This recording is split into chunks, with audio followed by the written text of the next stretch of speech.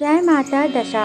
आप सभी का स्वागत है। आप सभी को दशा माता व्रत के 5वें दिन की बहुत बहुत शुभकामनाएं। दशा माता व्रत के पंचम दिन पर आज हम दशा माता व्रत कथा का पाठन करेंगे। हमारे द्वारा प्रस्तुत की गई धार्मिक कथा कहानियाँ अगर आपको पसंद आती हो तो अपना समर्थन अवश्य दें। जय माता दशा। दशा माता व्रत कथा। एक राजा की दो रानियां थी। रानी की प्यारी रानी को लक्ष्मी कहा जाता था और दूसरी रानी को फूल लक्ष्मी कहा जाता था। लक्ष्मी रानी क्रोधित होकर लकड़ी का पटा ले मालिन कपड़े पहनकर वो भवन में जा लेटी। राजा को जैसे पता चला तब राजा ने लक्ष्मी रानी से पूछने के लिए वहां पहुंचा तथा राजा ने लक्ष्मी रानी से पूछा, तुम को भवन में क्यों पड़ी हो? तुम क्या चाहती हो रानी? तब रानी इस पर बोली, मैं अपनी बहन कुलक्ष्मी को देश निकाला देना चाहती हूँ।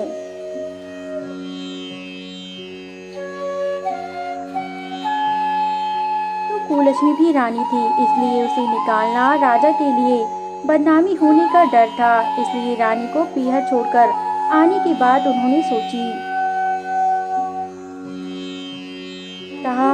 राजमहल में विवाद की स्थिति को देखकर राजा ने पटरानी को एक रथ में सवार कराया और स्वयं घोड़े पर चढ़कर रथ के साथ चलने लगा। जहां एक बीहड़ जंगल में पहुंचकर राजा ने रथ को रुकवाया। पालकी ढोने वाले को वहां से हट जाने को कहा। राजा रानी को उस जंगल में छोड़कर घोड़े पर सवार होकर अपने महल को वापस लौट आया। इधर उस बीहड़ जंगल में कुलक्ष्मी को बाट जोते सारी रात बीत गई। रानी को प्यास लगी तब वह रथ से उतरकर पानी की तलाश में चली दी। रानी ने आसपास पानी खोजा परंतु उन्हें कोई जलाशय नहीं दिखाई दिया। रानी ने एक सारस के जोड़े को एक तरफ जाते देखा। तब रानी कुलक्ष्मी सारस के जोड़े के पीछे चल दी। चलते चलते वह एक नदी के किनारे पहुंच गई। रानी ने सोचा, यदि निर्व्रत होकर उस नदी में स्नान किया जाए और जल पीकर अपनी प्यास बुझाई जाए तो कितना उचित रहेगा। वह यह सोच ही रही थी और उन्होंने जलाशय की तरफ देखा। उस समय कुछ अन्य स्त्रियां भी स्नान कर रही थीं। स्नान करने के बाद उन स्त्रियों ने दशा माता का डोरा लिया। उनके पास एक डोरा बच गया। उन्होंने रानी से डोरा लेने का अनुरोध किया। रानी ने विनम्रता से डोरा लेकर अपने रथ में आकर वापस बैठ गईं। दशा माता ने रानी की परीक्षा लेने के लिए एक बुढ़िया का वेश धारण करके उसके रथ के पास गईं। वह रानी से बोली कि बेटी यहाँ बैठी क्या कर रही हो? तब रानी ने बुढ़िया से कहा, पहले तुम बताओ तुम कौन हो? बुढ़िया ने उत्तर दिया, मैं तुम्हारी मौसी हूँ। तब रानी उसके गले लगकर रोने लगी। उसने अपनी विपदा भरी सारी कथा कह सुनाई। अंत में रानी ने बुढ़िया से कहा, अब मुझे केवल तुम्हारा ही सहारा है, मेरी रक्षा करो।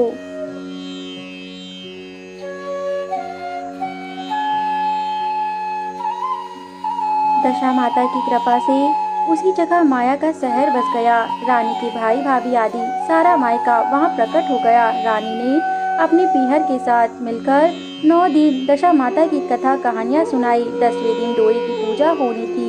उस दिन सवेरे उठकर दशा माता ने रानी से कहा, नदी में स्नान कर आओ, वहाँ तुमको स्वर्ण कलश मिलेगा, तुम उसे लेते आना और जो डोली तुम्हें लेने आए उसे पर बैठ कर जाना। किसी से ये मत पूछना कि यह डोली किसकी है।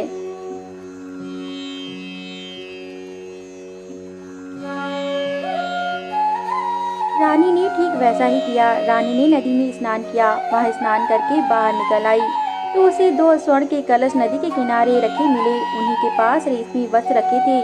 उन वस्त्रों को रानी ने पहन लिया। वह चलने को तैयार हुई तो उसे डोली आती दिखाई दी। वह डोली में बैठ गई और अपने घर पहुंच गई। घर पहुंचकर उसने माया के परिवार की सब महिलाएं सहित दशा माता की डोरी की पूजा की, सुहागनियों को भोजन कराया। इसके बाद उसने पारण किया। अब रानी अपने पीहर में आनंद पूर्वक सबके साथ मिलकर रहने लगी।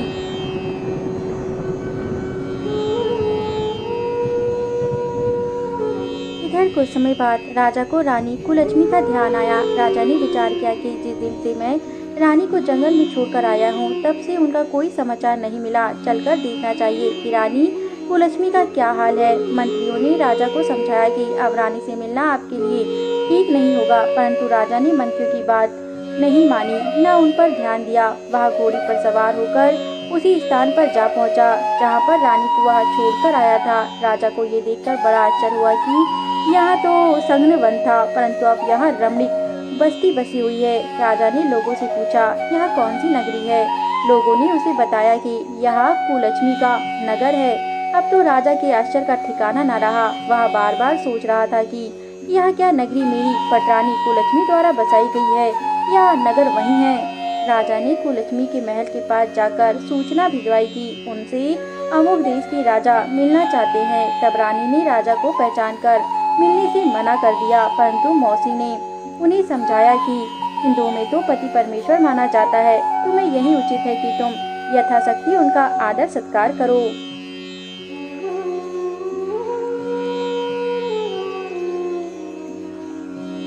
मौसी के कहने पर रानी कुललक्ष्मी ने राजा को महल में बुलवाया। दोपहर को राजा को भोजन कर बुलाया। राजा के साथ नाई भी था। रानी राजा और नाई को भोजन कराने लगी। पहली बार रानी ने नाई की पत्तल पर भोजन परोसा तो नाई ने रानी के पैर पर एक छींटा लगाया। रानी इस भेद को नहीं समझ सकी। नाई ने उसके पैर पर रायते का छींटा क्यों मारा? रानी दूसरी बार पोशाक बदलकर फिर आई।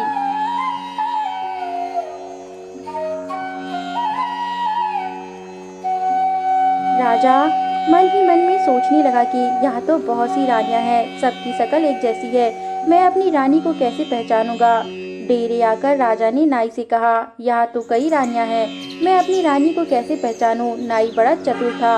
वह बोला, रानी तो एक ही है, परंतु वह पोशाक बदल बदल कर हमारे सामने आ रही हैं। राजा ने नाई से पूछा, तुम्हें कैसे पता चला कि रानी एक ही है? तब नाई बोला कि मैंने उनके पैर पर रायते का छींटा मारा था। वह 3 बार कपड़े बदलकर हमारे सामने आई, परंतु वह छींटा उनके पैर पर तीनों बार लगता था।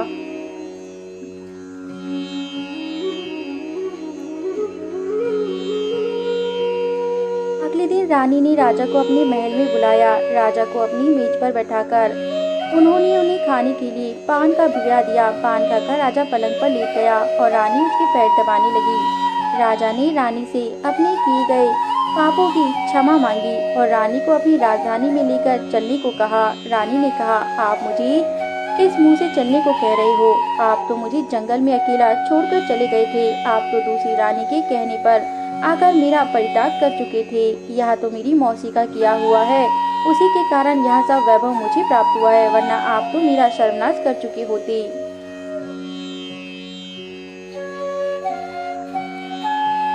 राजा ने रानी को बहुत समझाया। तब रानी बोली कि मैं केवल एक शर्त पर आपके साथ चल सकती हूँ। आप मेरी मौसी से वरदान मांगे कि यह नगरी आपकी राजधानी के पास पहुँचा दे, जिससे जब मेरा मन चाहे आपके पास रहूं और जब जी चाहे तो मौसी के दिए गए महल में चली जाऊं। मेरी मौसी बड़ी दयालु है, संभव है कि वह हमारी बात अवश्य मान लेंगी।